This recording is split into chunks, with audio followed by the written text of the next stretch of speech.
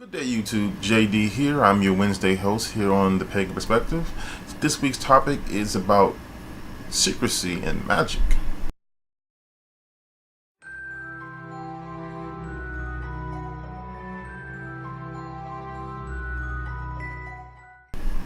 This week's question comes from, I believe it's Francesco again.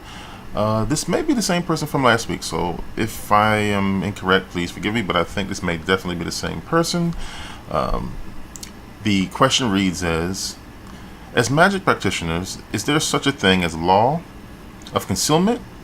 Or when performing said magic, do you leave it to chance, and if someone sees you, so be it? If your spell was meant to be, it was meant to be, or is the law of concealment meant only for baneful / black magic practice?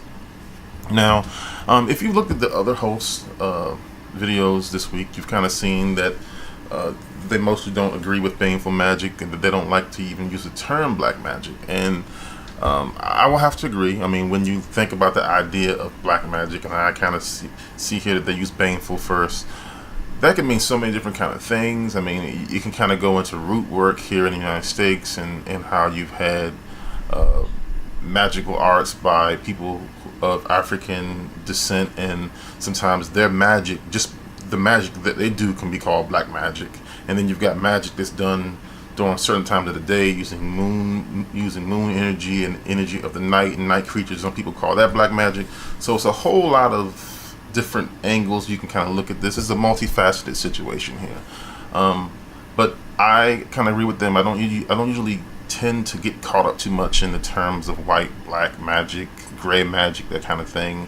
I believe Cora even said herself that magic is magic. I subscribe to that as well. I feel like magic is magic. I am not against doing a baneful ritual or a black magic ritual, if you would like to use that term, if I feel like I need to. I have said here before on the Pagan Perspective that I do subscribe to the witch's read. However, I do reserve the right to suspend the read if I feel like I'm being attacked.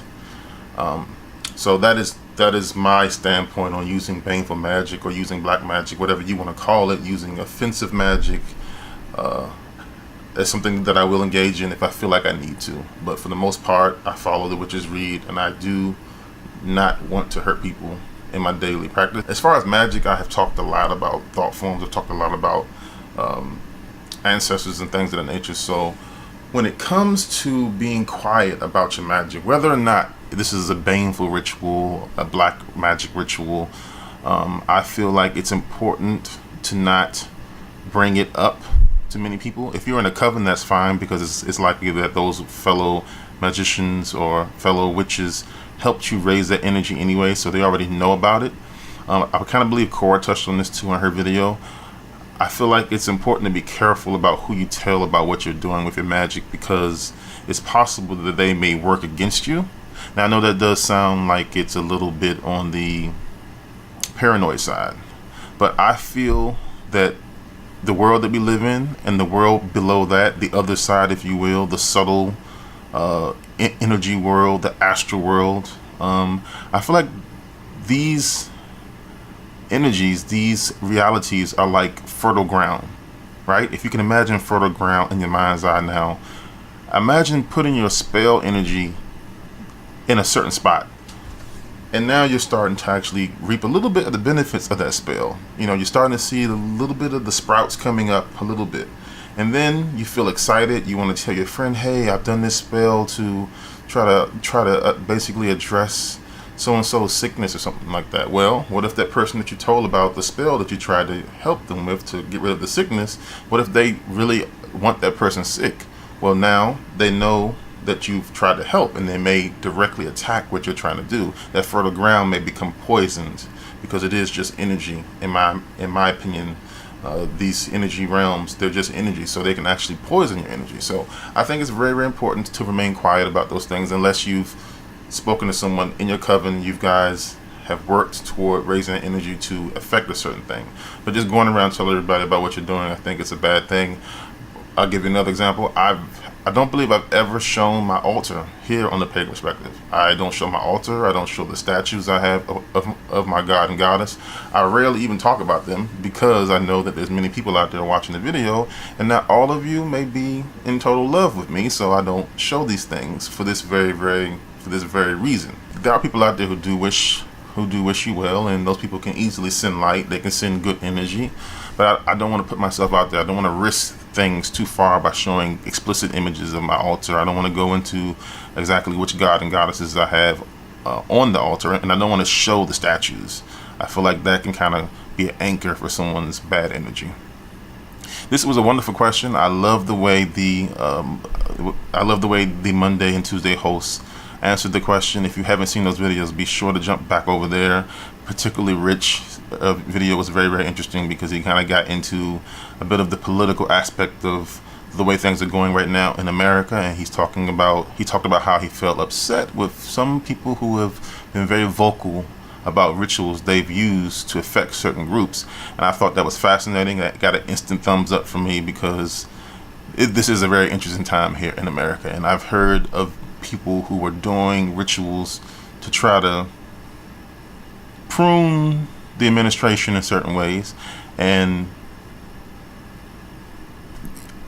some of the spirits I work with have basically told me that there are larger groups that were trying to do this, large groups, and of course they failed.